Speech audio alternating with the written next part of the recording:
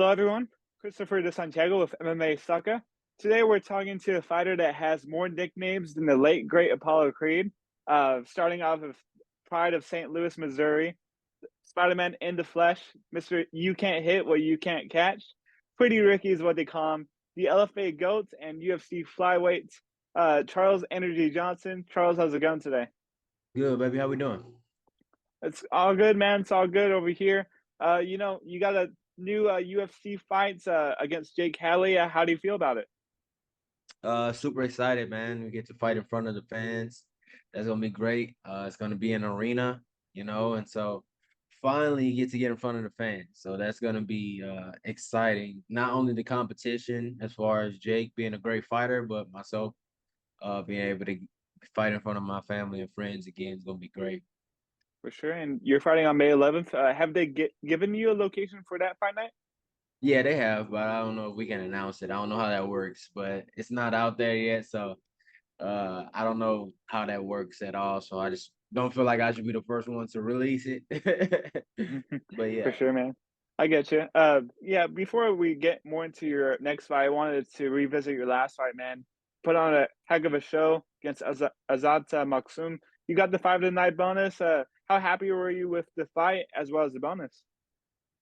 I was happy with my performance and extremely thankful and blessed. I felt like everything happens for a reason. I was ready for the moment. I was ready for that fight, and it couldn't happen any other way because we were prepared and we had been preparing and training hard for a while. So I was just thankful for the opportunity to go out there and show what I could do and have a fourth fight on my contract and be able to fight out my contract and show them that I can do big things with this promotion.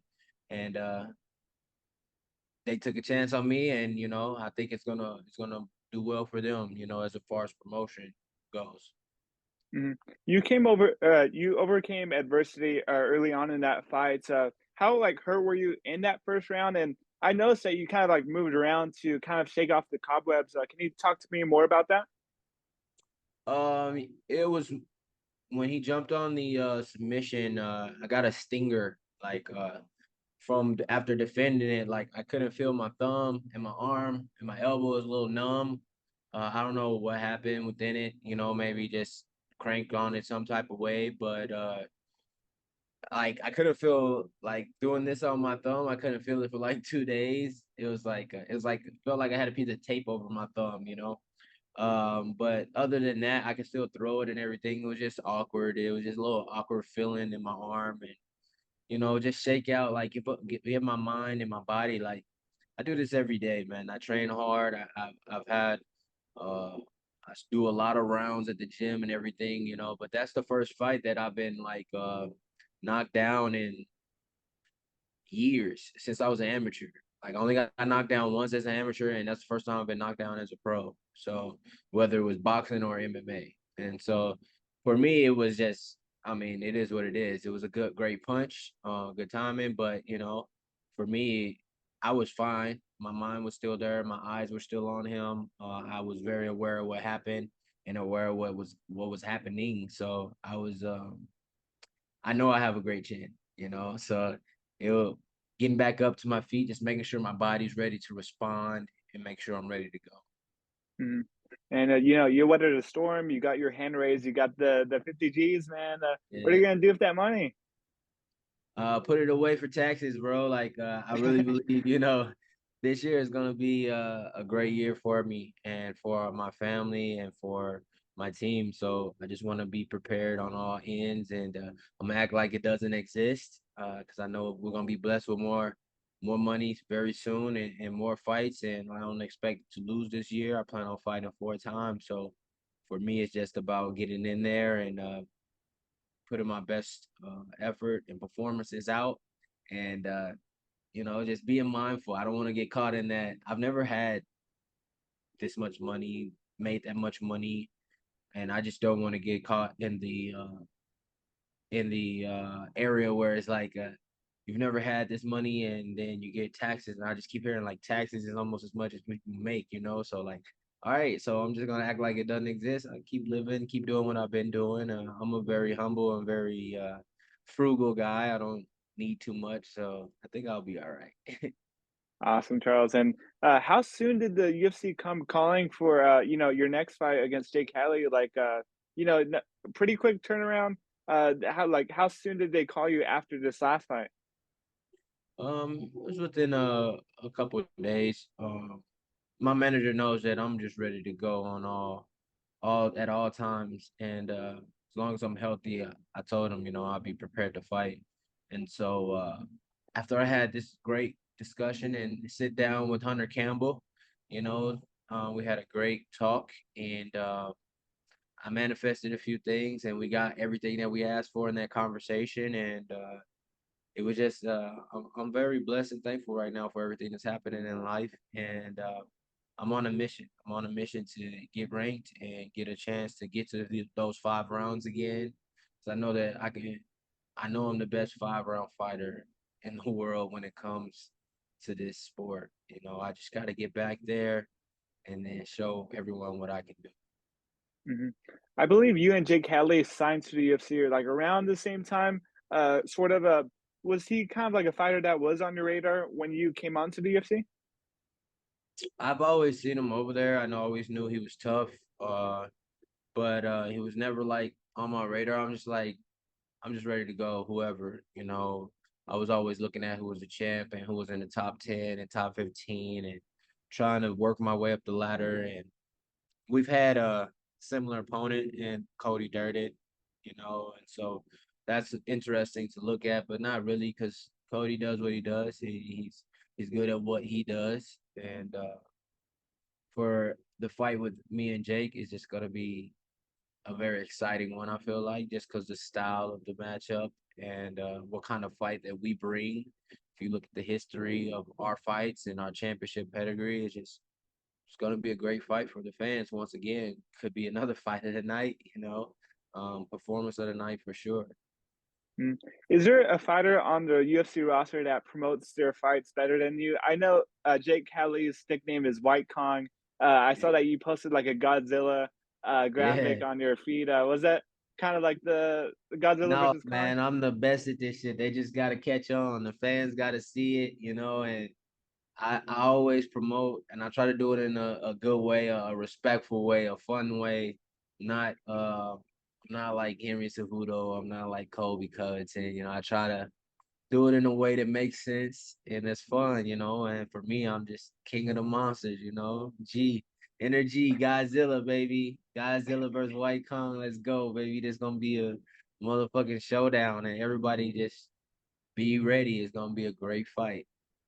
Awesome, man. Are you expecting another 5 night bonus, or do you kind of want to get the job done quickly, performance of the night, something like that? Either one. I feel like either way, walk out of there with our hand raised and just continue this momentum. The way, the mindset, the training that I'm doing right now, how my body feels, and just how I'm operating with good fighters, like how I feel when I get in there with good fighters and great fighters.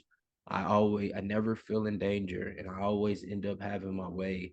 It's just about a mentality thing and having and putting a game plan together and doing it. So I'm very fortunate that I've been blessed with so much patience to continue to do everything that I've done all these years, and I think it's finally just coming to fruition.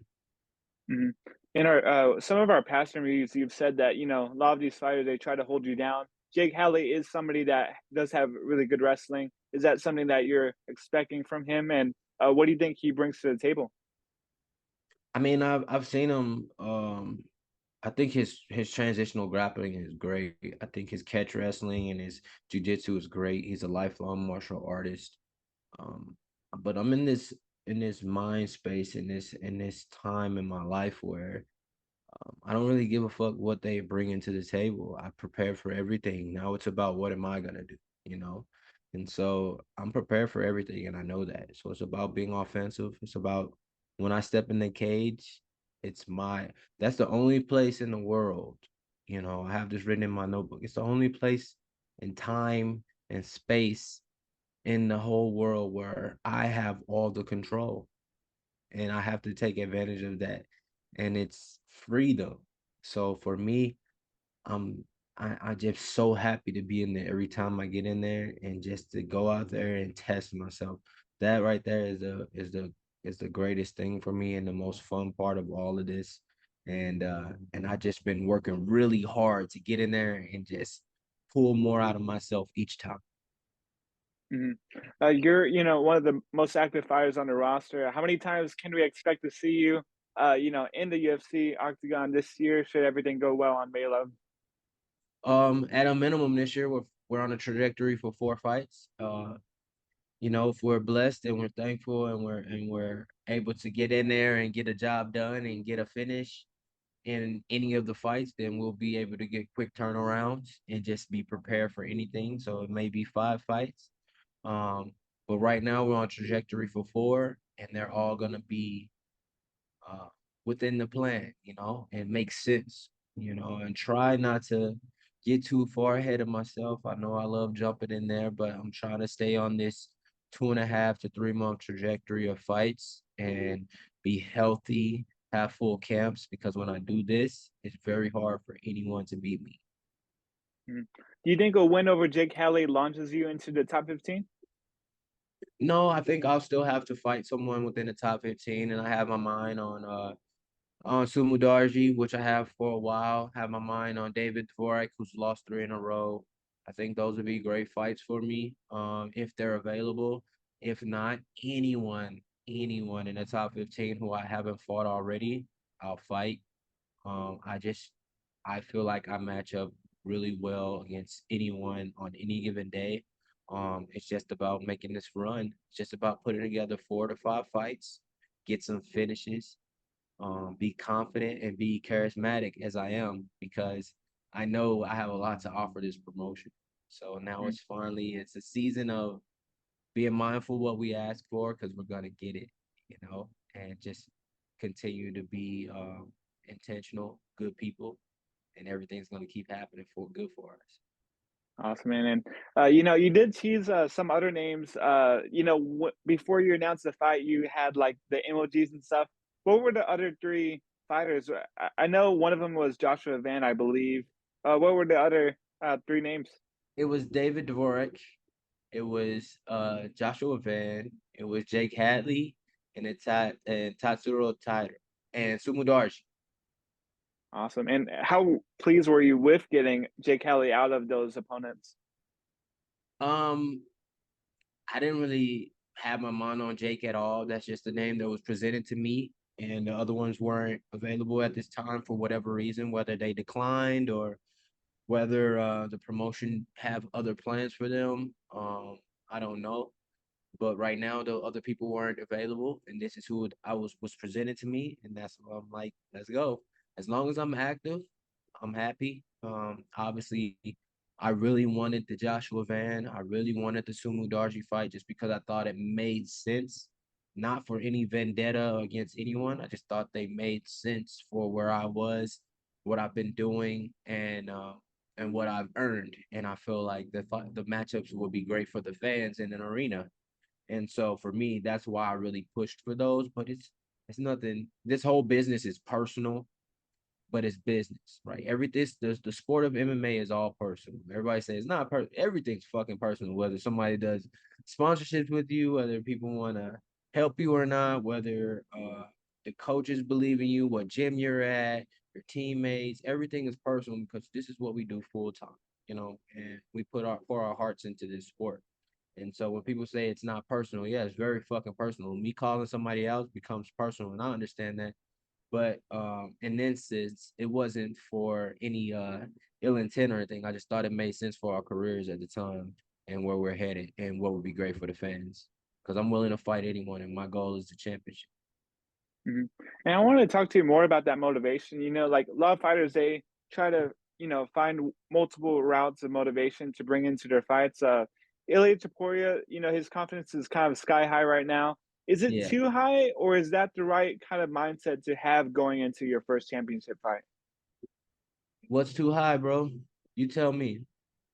What's too high? Uh, Who puts limits on people? mhm. Who tells somebody, oh, that's too high, that's too hopeful? only people who don't really hope too much for themselves, you know. So you can't really think about what other limits people want to put on you.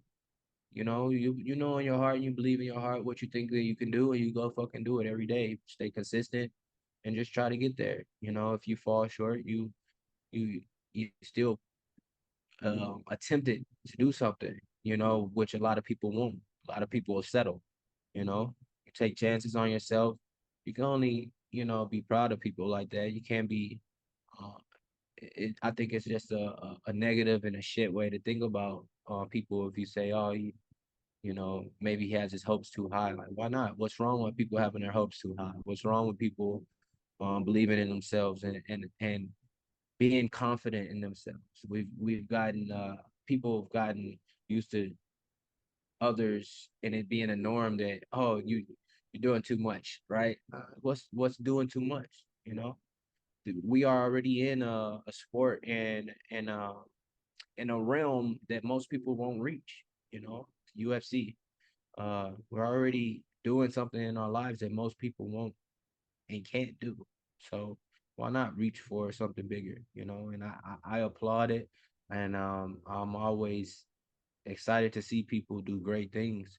So yeah, we have our picks and we have people out there that we think that we like, that we draw to as far as fighters, and we're like, oh, we think this person will fight. But I think people have to be very mindful of not becoming too attached with the idea of like rooting against people, because I think just this sport in its nature, it kind of makes people do that. But um I think having high hopes and a lot of confidence in yourself goes a long way no matter what you're doing. There to be great, right?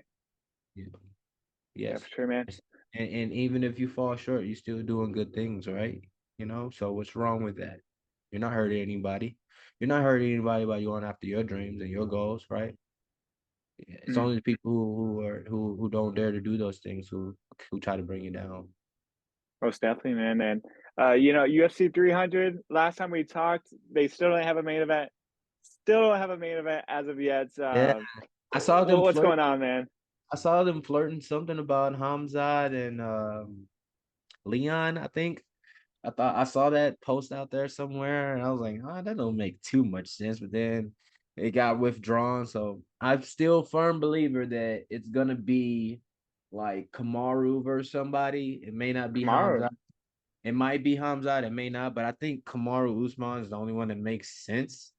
It's got to be somebody with a big enough star that's available. You know, Ramadan's right around there, so I don't know what Khabib, I mean not Khabib, but Hamzat's gonna be doing. So they flirted a comeback from somebody. Only person I can think of with a big enough star would be Amanda Nunez, but who would she fight? You know, nobody want to see two old ass motherfuckers be in the main event. So only person I can really think of that it would be Kamaru Charles versus. Johnson versus Jake Hadley, UFC Hey. 300. King of the Monsters versus White Kong, right? Yeah.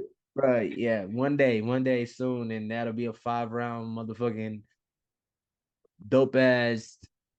Whoever I'm fighting for a belt is gonna be a fucking great fight, when that time comes. But right now, I think that fight's gonna be like Kamaru versus somebody. He looks like he's preparing for something. He's the only one with a big enough star that it seems like it'll happen.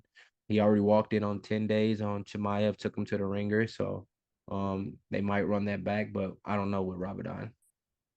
Yeah, for sure. I think Hamzat Got said that Bilal he. Muhammad out there, but Bilal's not a big draw.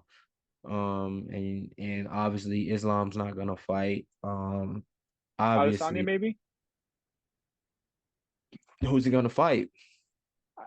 Because I because yeah, Hamza commented on him wrestling, and then he teased something. So if anything, that fight, but I wouldn't take that fight if I was Adesanya. It's just I wouldn't take that fight. But it doesn't do anything for him. So it's a huge fight. Yeah, monetarily it does something, but like legacy wise, it doesn't really. It's a tough fight, man. It's a tough fight. So that could be an option, but I think the better option would be going with Kamaru versus Hamza for 5 rounds. I think everybody would be excited to see that fight because the 3 round was great. mhm. Did you see that they approached John Jones about potentially fighting at UFC 300? Yeah, he said, "Fuck that, not enough time. I'm big as hell. Leave me alone." Y'all know what I'm focused on. I'm focused on Stipe and retiring. We know John focused on retiring and he deserved it, So I hope that they leave that man alone, let him go out the way he want to go out, and I think they will. He will. Hopefully. I don't want him to take the Aspinall fight. I don't think it does anything for him. I think he's at a point in his career where he's had all his best fights and, just walk out of here as with your being the greatest ever, bro. Like, don't let them try to tarnish your legacy and say and play with that ego and tell you this young guy is gonna beat you because he might, but it wouldn't be because of worth of skill or anything. It's because of time, Like the fight game is about time and it's a young man's sport, and he's up there now. So I think that that'll be a very difficult task for him. One that he would definitely if he needed to go after it, but I don't think he needs to take that one. Hmm. Last time we talked, obviously you're a big Rocky fan. You've been to Philly. You've taken a picture of the statue. Yeah. Used to watch the movies on the VHSs growing up. What was kind of your initial reaction to the late great Carl Weathers passing away during your fight week? Um, I mean, it didn't really hit me until like I was just watching something else. He was in something else, a different movie. I'm like, damn, he really gone, Like it didn't really hit me because it just feels like all this legacy of the rock of the Rocky trilogy, just the Rocky, Franchise. yeah, like all of those movies is just the legacy of that and Creed being out and stuff. It just kind of from an actor standpoint, it felt like he was gone for a while, but he was also in the Disney movies like The Mandalorian and not The Mandalorian, but like the Star Wars series he was in that they had on Disney Plus. So I seen him in that recently, and it just um great life, great career, a lot of inspirational moments because of the Rocky series, and it's I'm sure he lived a great life, I try to look at death in a different way nowadays, especially when people get to live a full life, it seems like he did. And as long as they don't pass away in some tragedy, I think that we should celebrate people, and what better way to go out there and then win and have my own Rocky moment, comeback style, and and just not really for me, I didn't feel like I was coming back. I felt like, outside of that punch, I would have won every round, and outside of that moment, I won every other aspect of the fight in my mind. But it set up a great story, it was really cool to look back and like, man, I had my own Rocky moment, even though it was, you know, ill and not intended, but it was cool. Awesome, man. And I know you like fighting those 5 rounds, man. Was there any discussions of the UFC on maybe, fighting more, maybe getting that main event spot, maybe St. Louis or something like that? Or is that kind of, later down the line for you? What was the question about what? Oh, have you asked the UFC about maybe going to St. Louis or like fighting 5 rounds, or is that like kind of later down the line in your career? I haven't talked about 5 rounds. Yeah, man, I'm not there yet. Obviously, I have more losses than wins in this promotion, and I understand that. Albeit, I feel like I should have more wins than losses, but it is what it is. This is where we are, and I have to acknowledge that. And so I know that I'm not there yet, but I will be there very soon as long as I keep doing what I'm doing. And as far as the St. Louis thing, we had that conversation, and hopefully that happens sometime in the near future. And Hunter Campbell actually graduated from WashU University, which is in St. Louis.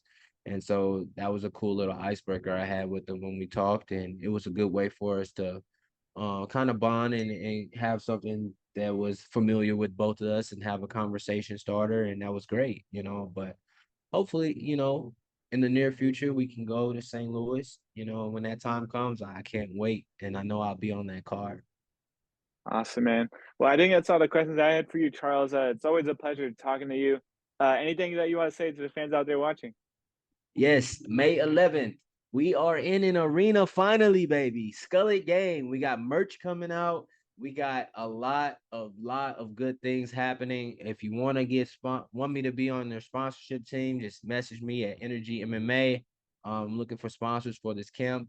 And we're thankful, we're blessed, and we working, baby. Let's get it.